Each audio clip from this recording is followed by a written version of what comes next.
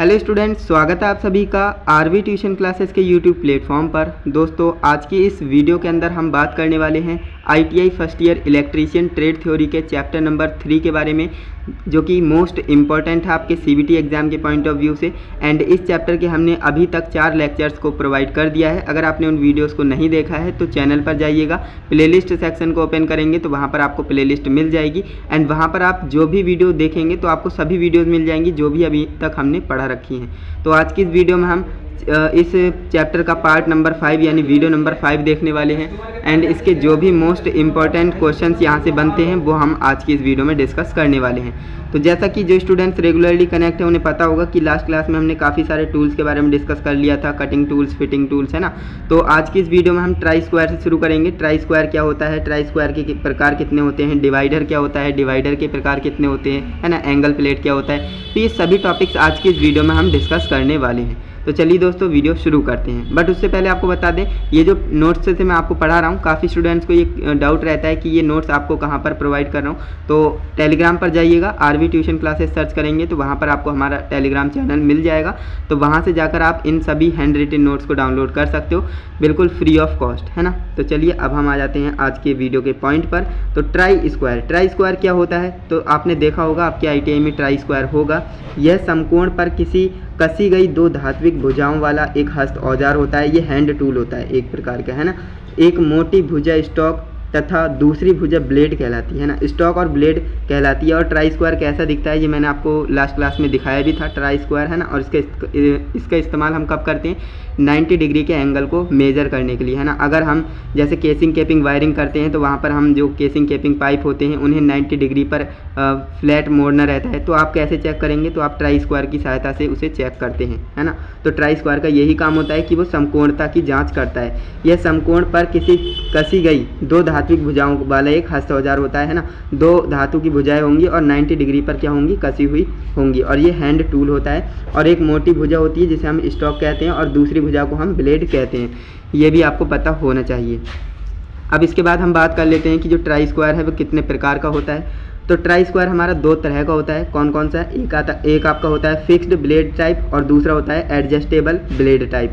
तो fixed blade type क्या होता है और एडजस्टेबल ब्लेड टाइप क्या होता है, अगर आप इसके डेप्थ में जाना चाहते हो तो आपके बुक में अवेलेबल है सारा कंटेंट, तो आप वहाँ से पढ़ सकते हो। वरना आपको ज़्यादा डेप्थ में जाने की ज़रूरत नहीं है, जितना मैं आपको बता रहा हूँ उतना आप याद रखिए, क्योंकि इसकी परिभाषाएं नहीं पूछता है ना। आपको बस ये पता होना चाहिए ट्राई स्क्वायर 2 तरह का होता है। कौन कौन सा होता है, फिक्स्ड ब्लेड टाइप और एडजस्टेबल ब्लेड टाइप। फिक्स का मतलब ये है वो फिक्स होगा, है ना, उसे हम घटा बढ़ा नहीं सकते, लेकिन जो एडजस्टेबल है उसे हम एडजस्ट कर सकते हैं। ओके, इसके बाद जो हमारा तीसरा नंबर पॉइंट है जो कि हैंड टूल है, डिवाइडर, है ना। डिवाइडर क्या होता है, तो डिवाइडर की बात करें तो ये ज़्यादातर जो है ज्योमेट्री बॉक्स में देखा होगा आपने, है ना, लेकिन उसका बहुत ही कम इस्तेमाल किया होगा। लेकिन अब आप एक इंजीनियरिंग ट्रेड पढ़ रहे हो, है ना, इंजीनियरिंग की पढ़ाई कर रहे हो, तो वहाँ पर आपको डिवाइडर की भी ज़रूरत पड़ती है। तो डिवाइडर क्या काम करता है, ये माइल्ड स्टील या हाई कार्बन स्टील का प्रकार के समान 2 टांगों वाला एक मार्किंग उपकरण होता है। आपने देखा होगा आपके ज्योमेट्री बॉक्स में, आप बचपन में जब ज्योमेट्री बॉक्स खरीदे होंगे तो वहाँ पर आपके लिए प्रकार तो मिलता है, प्रकार का आप इस्तेमाल भी करते हो, लेकिन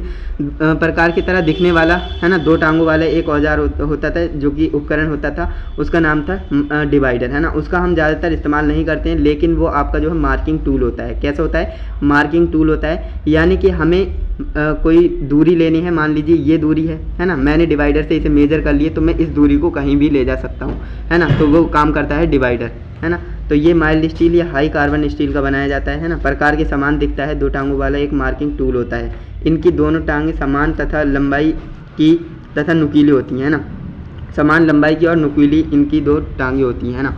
इसके बाद हम बात कर लेते हैं डिवाइडर कितने प्रकार के होते हैं। तो डिवाइडर भी आपके 2 तरह के होते हैं। कौन कौन से, पहला आपका होता है फॉर्म जॉइंट डिवाइडर और दूसरा आपका होता है स्प्रिंग टाइप डिवाइडर, है ना। तो फर्म जॉइंट डिवाइडर क्या होता है और स्प्रिंग टाइप डिवाइडर क्या होता है, तो अगेन मैं आपसे बोलूँगा अगर आप इसके डेप्थ में जाना चाहते हो तो आपकी बुक में दे रखा है, वहाँ से आप पढ़ सकते हो। अदरवाइज आपको सिर्फ ये 2 नाम याद होने चाहिए, क्योंकि आपके प्रैक्टिकल एग्जामिनेशन में थ्योरी परिभाषा इसकी नहीं पूछेगा, है ना। वो पूछेगा कि डिवाइडर कितने प्रकार के होते हैं, तो आपको दोनों के नाम पता होने चाहिए और डिवाइडर किसे कहते हैं वो आपको पता होना चाहिए। Simple as that. ओके, इतना ही आपको आना चाहिए। इसके बाद नेक्स्ट आपका है ट्रेमल।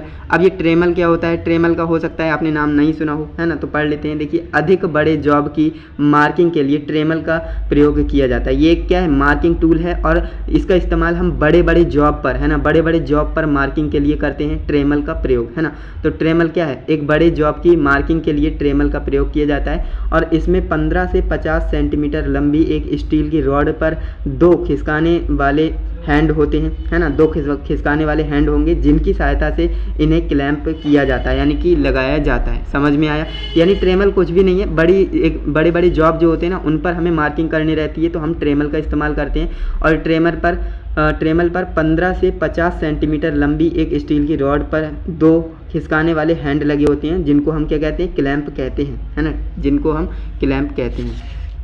इसके बाद नेक्स्ट हमारा जो टूल है वो है सरफेस प्लेट, है ना। सरफेस प्लेट क्या होता है? तो यह कास्ट आयरन की ढली हुई एक प्लेट होती है जिसे किसी मेज़ पर रख कर प्रयोग किया जाता है। ये कुछ भी नहीं है, ये कास्ट आयरन की एक ढली हुई प्लेट होती है, सिंपल प्लेट की तरह दिखती है ना, जिसे किसी मेज़ पर रख कर हम प्रयोग करते हैं। सरफेस प्लेट का मतलब ये है कि सरफेस हमारी प्रॉपर बैलेंस है या नहीं, वो हम चेक करने के लिए करते हैं, है ना, प्लेन है या नहीं सरफेस, उसके लिए हम सरफेस प्लेट का इस्तेमाल करते हैं। एक सरफेस गेज भी होता है ना, उसके बारे में भी आपको पढ़ाएंगे आगे। अभी हम बात कर लेते हैं क्लासिफिकेशन ऑफ सरफेस प्लेट, क्योंकि जो सरफेस प्लेट है ना, इसके भी कुछ प्रकार हैं, है ना, इसके भी कुछ टाइप्स हैं। तो जो सरफेस प्लेट होती है ना, ये कई आधारों पर वर्गीकृत की गई है ना। तो देखिए, पहला आधार हमारा है पदार्थ के आधार पर, यानी जो सरफेस प्लेट का पदार्थ होगा, किस पदार्थ से बनी हुई है उसके आधार पर हमने वर्गीकृत किया है। तो पहला आपका है पदार्थ के आधार पर, है ना। पदार्थ के आधार पर कितने प्रकार की होती है? 3 प्रकार की होती है, याद रखेंगे। पहला आपका होता है कास्ट आयरन सरफेस प्लेट, दूसरा आपका होता है ग्रेनाइट सरफेस प्लेट, तीसरा आपका होता है गिलास सरफेस प्लेट। क्लियर है? तो ये 3 तरह की आपकी सरफेस प्लेट होती है, किसके आधार पर? पदार्थ के आधार पर। ये भी आपको पता होना चाहिए क्योंकि आपके प्रैक्टिकल एग्जामिनेशन में पूछ सकते हैं कि पदार्थ के आधार पर जो सरफेस प्लेट होती है वो कितने प्रकार की होती है। तो आप कहेंगे 3 प्रकार की होती है। तो 3 प्रकार की कौन कौन सी होती है? Cast iron surface plate, granite surface plate और गिलास सरफेस प्लेट। ये आपको याद रखना है। क्लियर है? इसके बाद हम सेकेंड टाइप की बात कर लेते हैं। जो सेकेंड टाइप है उपयोगिता के आधार पर, है ना, usages on the basis of usages, यानी जो उपयोग हम करेंगे ना उसके आधार पर सरफेस प्लेट कितने टाइप की होती है। तो ये भी हमारी 3 तरह की होती है। पहला आपका होता है निरीक्षण सरफेस प्लेट, दूसरा आपका होता है वर्कशॉप सरफेस प्लेट, तीसरा आपका होता है मास्टर सरफेस प्लेट, है ना। 3 तरह की ये होती है, निरीक्षण सरफेस प्लेट और वर्कशॉप सरफेस प्लेट और मास्टर सरफेस प्लेट। ये आपको याद रखनी है, जो उपयोगिता के आधार पर 3 तरह की होती है। क्लियर है? तो ये तो हमारा हो गया सरफेस प्लेट का मामला।